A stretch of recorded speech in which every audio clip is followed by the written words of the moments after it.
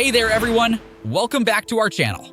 Today, we're diving into the fascinating story of how a school dropout went on to build the largest fast food chain on the planet, Wendy's.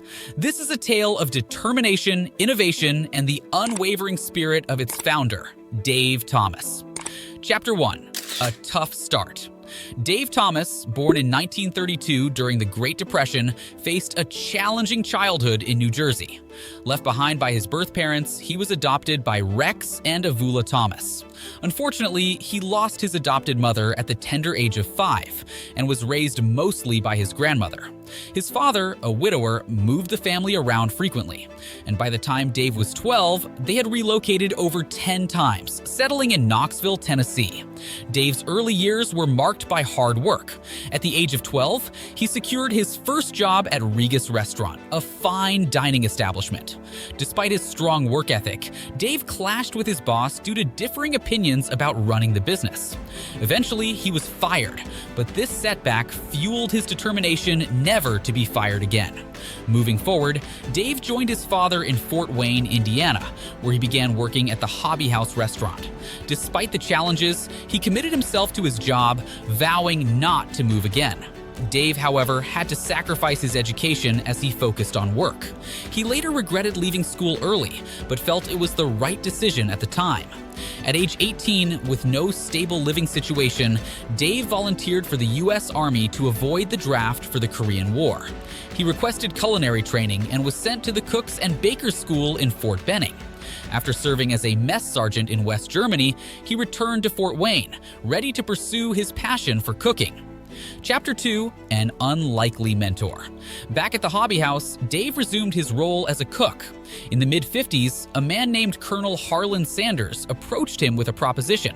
Colonel Sanders, in his distinctive white suit and black string tie, sought Dave's expertise to expand Kentucky Fried Chicken, KFC, franchises. Phil Klaus, owner of the Hobby House, was eager about the opportunity and bought 4 KFC franchises. However, within a few years, Klaus faced financial troubles. Desperate for a turnaround, he offered Dave a 45% share if he could make the franchises profitable. Dave accepted the challenge, making significant changes to KFC's operations. He streamlined the menu, focusing on a few items, and emphasized the specialty of chicken.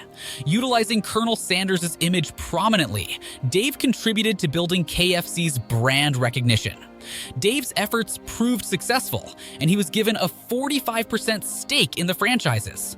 In 1968, he sold his shares for $1.5 million, equivalent to almost $15 million today. At 35, having achieved success at KFC, Dave was ready for his next venture. Chapter 3, Wendy's beginnings. With enough capital, Dave Thomas brought his vision to life, opening his own restaurant in 1969, Wendy's. Inspired by his 4th child, Melinda, the restaurant's logo featured pictures of her with red pigtails, earning her the nickname of the world's most famous redhead, Wendy.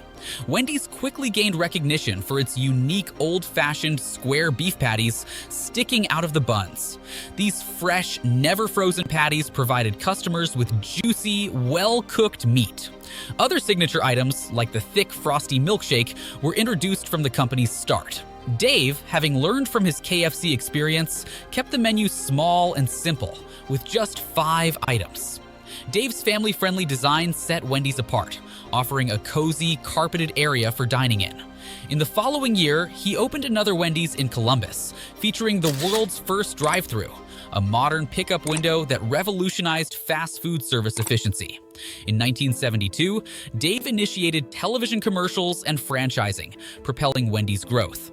Their commercials, featuring a cartoon character named Wendy, became iconic. The "Where's the Beef" campaign, poking fun at competitors' patty sizes, turned into a widely used catchphrase. Wendy's expanded aggressively, reaching 100 restaurants by 1975 and opening its first international location in Canada in 1978.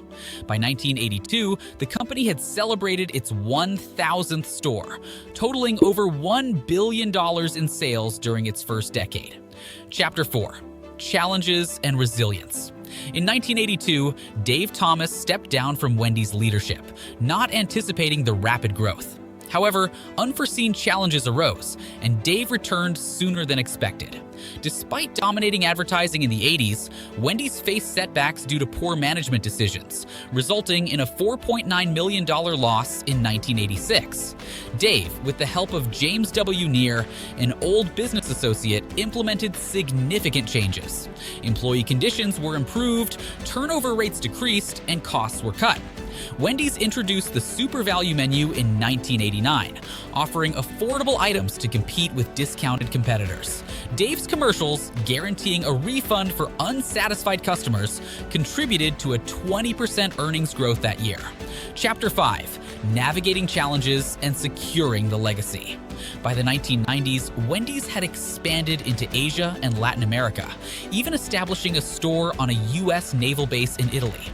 Despite these ventures, the primary markets remained in the United States and Canada.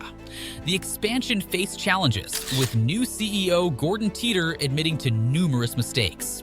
Recognizing Wendy's strength in sticking to the basics, Teeter closed 60 underperforming restaurants and withdrew from markets in South Korea, the United Kingdom, and Argentina.